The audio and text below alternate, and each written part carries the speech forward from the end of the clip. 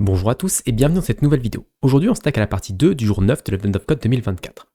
Donc dans cette deuxième partie, la différence c'est qu'on va pas pouvoir casser les fichiers en plusieurs petits morceaux. Il va falloir forcément qu'il y ait la place pour l'ensemble du fichier dans un des trous. Donc par exemple le 99 ici, on va pouvoir le mettre dans ce premier trou, mais le 8888, il n'y a aucun emplacement qui peut le faire rentrer.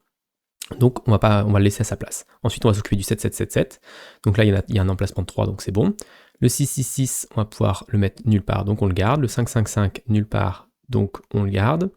Et etc. Le 44, on va pouvoir le placer ici. Et ensuite le 2, normalement on va pouvoir le placer aussi avant, je crois. Touc, touc, touc. Bref, le 2 on aurait pu le placer avant aussi si on avait eu la place. Oui, le 2 on peut le placer ici avant. Donc ensuite on va calculer le checksum et faire la même chose. La partie la plus compliquée, je pense, c'est trouver ce 8888, enfin trouver la valeur, parce qu'on va devoir partir du plus grand index qu'on a généré et revenir en arrière, trouver où est-ce qu'il est, ensuite le prendre, regarder partir de la gauche justement pour trouver un trou assez grand. Donc je sais pas trop comment je vais faire, je vais voir si ça pas trop coûteux de chaque fois parcourir, parce que je vois pas de solution pour garder en mémoire où sont chacun des index. Donc je vais être obligé de reparcourir depuis la droite. Mais bon, on va voir comment ça se passe, et si on a des problèmes de performance, et ben on changera les choses. Donc on va faire une partie 2. Faut que je me remette un peu dans le bain parce que j'ai fait la partie 1 il y a quelques jours déjà, donc il faut que je me remette un peu dans le système. Donc là, on a une partie 2. Donc tout ce qui est création du disque, je pense qu'on va pouvoir l'extraire dans une fonction. On va avoir parse disque qui va nous renvoyer un vec de bloc. On va peut-être lui passer un input qui est un static str. Hop. Donc ça, et si on return disque. Ok, donc là, ça a l'air d'être fonctionnel. Ouais. Donc ici, on peut juste faire parse disque de input. Et on va pouvoir virer tout ça. Ok.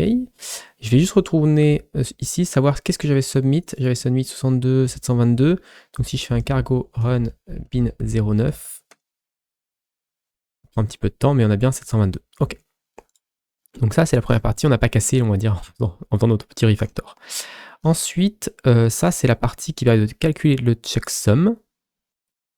Donc même chose, ça aussi, on va la refactor. Donc on va avoir une fonction compute checksum qui va prendre un disque qui est un vec de bloc et qui va nous renvoyer un usize, je sais pas, quelque chose. Ok, on return la sum à la fin. Et on va faire else. Je pense pas qu'on ait besoin du panic ici. Enfin, je pense qu'on devra virer le panic plus tard. Mais hop. Donc là, on lui passe le disque. Et normalement, on est bon à ce niveau-là. On va voir si ça fonctionne toujours. Oui, on a toujours le même chiffre. Ok, donc ça, c'est les deux petits trucs qu'on peut extraire. Et ensuite, on va pouvoir commencer notre partie 2. Donc, on va copier-coller tout ça dans notre partie 2. Partout, ils sommes. Ok. Et dans la partie 2, ce qu'on va faire, c'est que on va pas pop toujours le dernier, parce qu'on va devoir récupérer avant on va récupérer le dernier index. Donc pour ça, j'aimerais bien avoir le max de l'index. Let max index est égal à le max index, ça va être égal à disc.iter.map. Donc on va avoir un bloc et on va return bloc.id. D'ailleurs, c'est pas index, c'est maxid. .max. .unwrap. Et je sais pas si max sur le none ça fonctionne. Maxid, ça vaut quoi là? C'est une option de usize. Et moi, ce que je veux, c'est ici un filter map. Donc filter map, ça va faire la même chose qu'un map. Sauf que au lieu de là, je retourne en option. Donc s'il y a un none, ça va les virer. Donc là, normalement, j'aurai que un usize à cet endroit-là. Oui, maxid est égal à un usize. Ok. Ensuite, du coup, on va parcourir. Est-ce qu'on fait un main loop comme ça? Non, on va parcourir une fois tous les blocs. Donc on va peut-être pas avoir un main loop, on va avoir un for 0.maxid. Et je veux aller jusqu'au maxid, donc je vais faire égal for id in ça. Et ça, on va le faire en .rev pour le parcourir de l'inverse. Donc on va prendre le premier max ID. Ensuite, une fois qu'on a ça, on va parcourir le disque à l'inverse. Donc on va faire for block in disc.iter.enumerate.rev. Donc ça va nous donner l'index du bloc. Et donc ça, c'est juste d'obtenir le bloc qui match. Donc on va faire if block.id est égal à somme de id. Dans ce cas-là, je break. Et je vais faire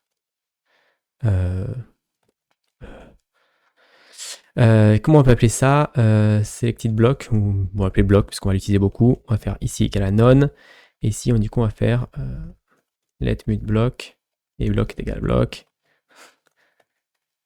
Test block, je sais pas comment on peut appeler ça. Ok, quelque chose comme ça. Je veux comparer effectivement pour l'égalité. Je vais peut-être sauvegarder son index aussi. J'ai plutôt sauvegardé l'index que le bloc. Donc là, on va faire index. Index. Oh. On va appeler ça bloc index. Bloc index. Ok, donc là, on est bon. Ensuite, ici, du coup, on va faire, une fois qu'on a fait notre premier for book, donc là, c'est pour trouver le bloc qu'on va devoir remplacer. Donc là, on va faire let block est égal à disque block index. Et on va faire aussi un let block index est égal à block index.unwrap. Si on ne le trouve pas, c'est qu'on a un gros problème.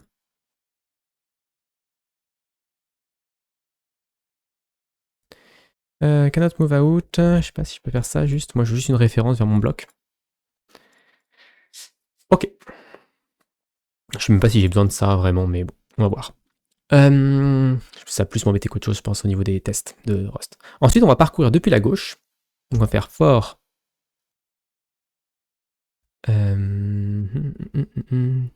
index test block in disc.iter.enumerate. Donc cette fois-ci on parcourt depuis la gauche. Et on va regarder si on n'a pas un emplacement pour pouvoir mettre mon truc. Donc déjà on veut virer tous ceux, on veut regarder que les blocs qui sont pleins. Donc on va faire juste if disc index id is none, is some plutôt. Continue. Donc ça m'intéresse pas si c'est pas un espace vide. Ok. Et ensuite on va checker, on va prendre le free space. If free space est inférieur à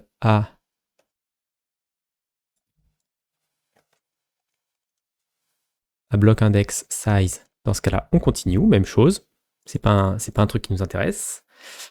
Ensuite, if free space est égal à this block size, dans ce cas-là, ça nous intéresse. On va déplacer notre bloc. Donc pour déplacer notre bloc, qu'est-ce qu'on fait? On va faire la même chose que tout à l'heure, c'est-à-dire qu'on va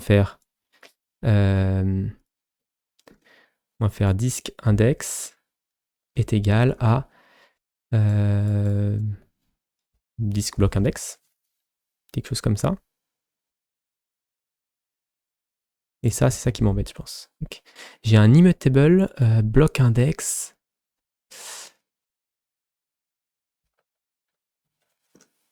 J'ai un immutable qui me le prend quelque part parce qu'il est à borrow. Je vais lancer le compilateur comme ça.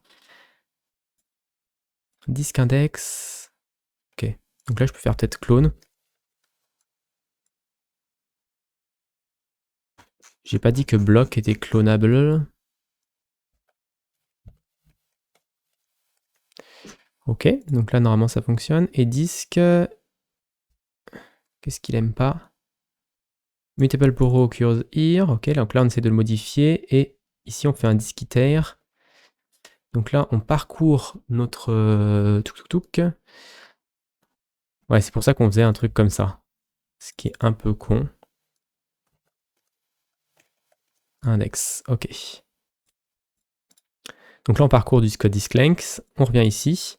Et ici, du coup, on arrive à notre truc. Et du coup, je sais même pas si j'ai besoin du clone.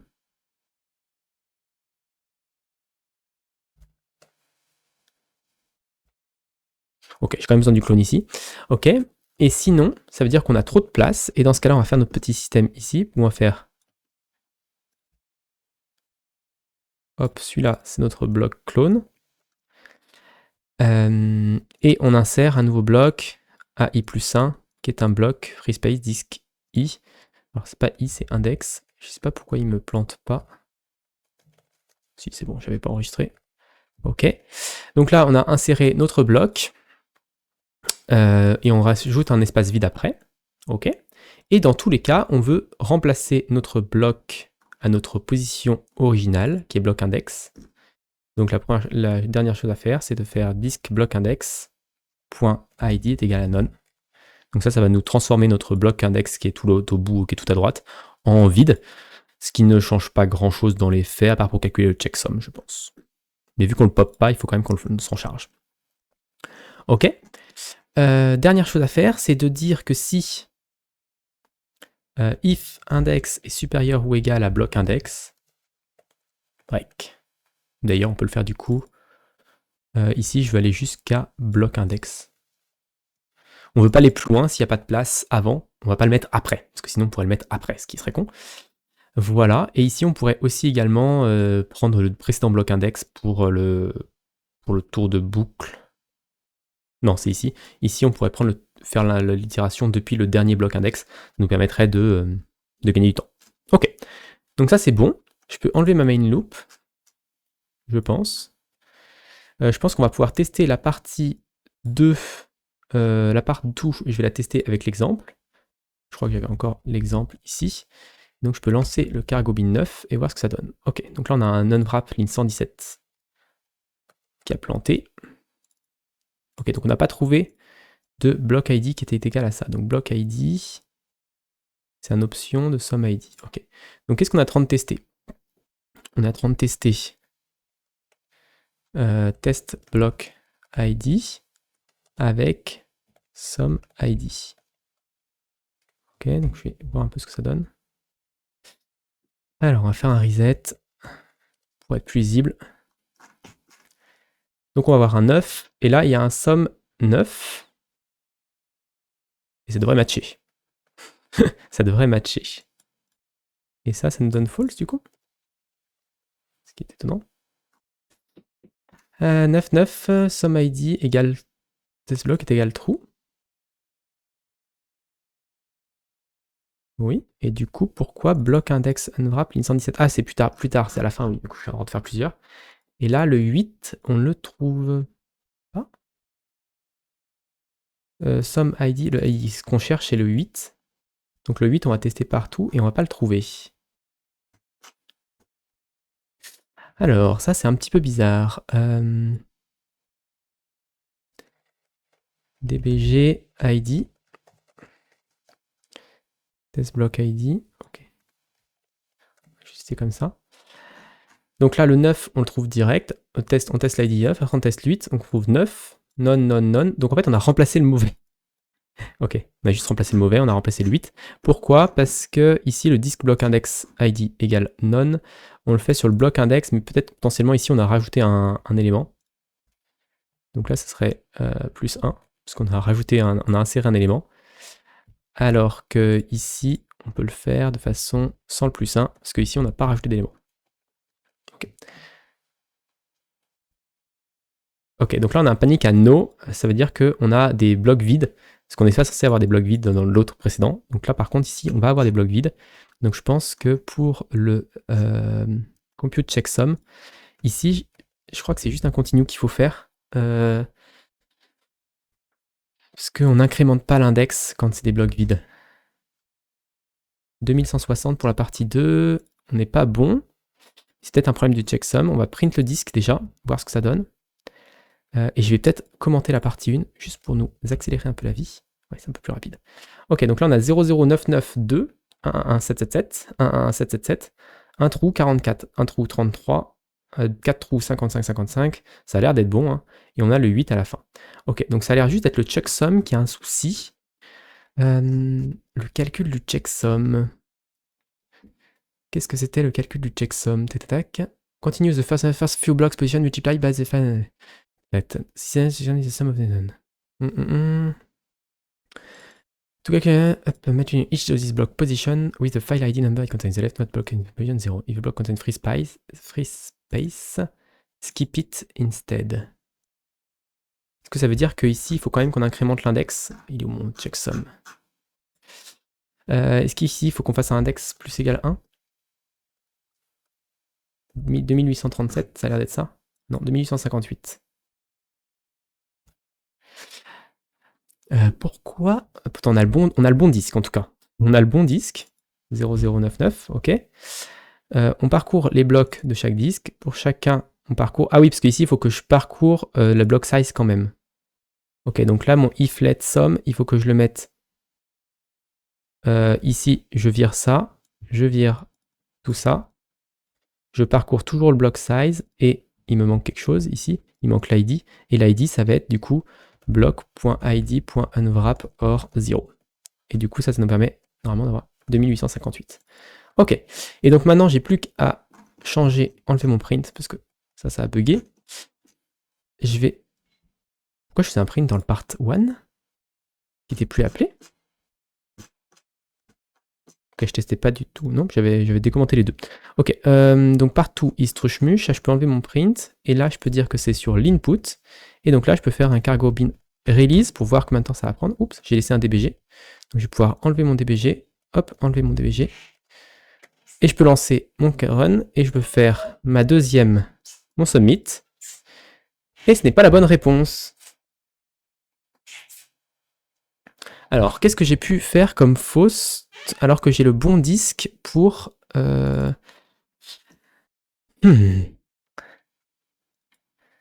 on va retester avec l'exemple, juste pour voir. Hop, example.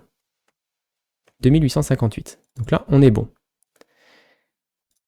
Maintenant, pour l'input, j'ai un chiffre qui est trop grand. J'ai pas vu l'erreur. Peut-être qu'il me donnait un exemple en me disant que mon chiffre était beaucoup trop grand ou pas assez grand.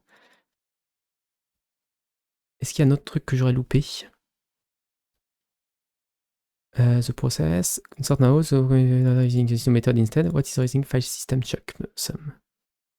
Ok. Alors après, peut-être que le chiffre est trop grand. Je sais pas quelle est la limite. Mon checksum, il me retourne quoi? Un usize, j'ai dit? Il me retourne un usize. Donc là, sum, ça va être un usize, ouais.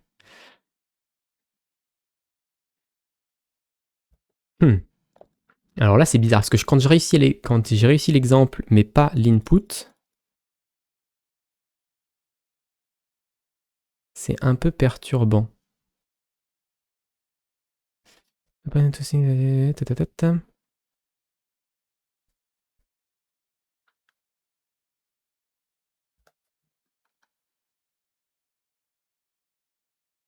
Donc là, attendez, c'est mon part 1 que j'ai commenté, que j'exécute bien le bon truc. Mon part 2, donc là, j'ai que mon part 2 qui s'exécute. Ok, qu'est-ce que ça pourrait être d'autre? Est-ce que je pourrais faire un bug? Le part disk, on s'en fiche. Ça voudrait dire que j'ai un... Bon, c'est pas un chiffre qui est beaucoup plus grand que le précédent.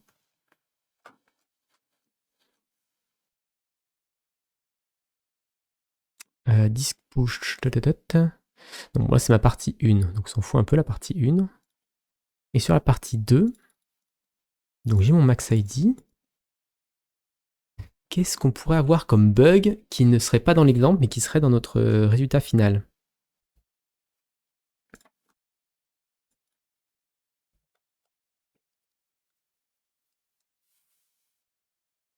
« 9999 », ok. Ça me paraît être un chiffre cohérent qu'ils aient choisi. Tac, tac, tac. Là, je parcours de 0 à max ID. Je trouve bien mon bloc. Ok, là, je trouve mon bloc. Donc ça, jusqu'à là, ça, c'est un truc à la con. C'est juste retrouver l'index du bloc à laquelle je suis actuellement. Je sors mon index. Je sais pas si j'ai besoin de clone ici, du coup. Non. Ok, je sors mon bloc index du sum, parce qu'il l'a forcément trouvé. Ensuite, je parcours de 0 à index, à bloc index. Oh, d'accord, je vois le problème. Là, je parcours de bloc index jusqu'à bloc index.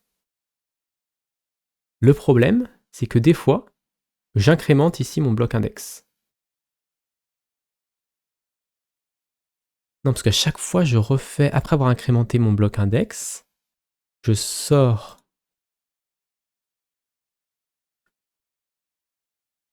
Là, j'ai trouvé, il faut quand même que je break ici, quand même. Là, je faisais n'importe quoi, il faut quand même que je break. Comment ça pouvait fonctionner? Là, je parcours, tac, tac, tac. Je fais mon disk space. Oui. Faut quand même que je break à un moment, non? Ok. C'est étrangement proche. Les deux chiffres sont étrangement proches, mais bon. Oui, c'est la bonne réponse. Ok, donc là, en fait, c'est marrant que ça le faisait pas dans l'exemple. Hop, si je vais dans le 9 ici. Si je reviens ici, dans l'exemple, ça veut dire qu'on pourrait... Le 9,9, je l'aurais mis autre part, je l'aurais mis ici en plus. Ouais, je sais pas trop pourquoi j'avais le bon résultat à la fin sur l'exemple, mais bon, on a une autre deuxième étoile. Donc voilà pour cette vidéo, j'espère qu'elle vous a plu. Si elle vous a plu, n'hésitez pas à vous abonner à la chaîne et à la partager autour de vous. Et puis moi, je vous donne rendez-vous très rapidement pour la suite de cet Advent of Code.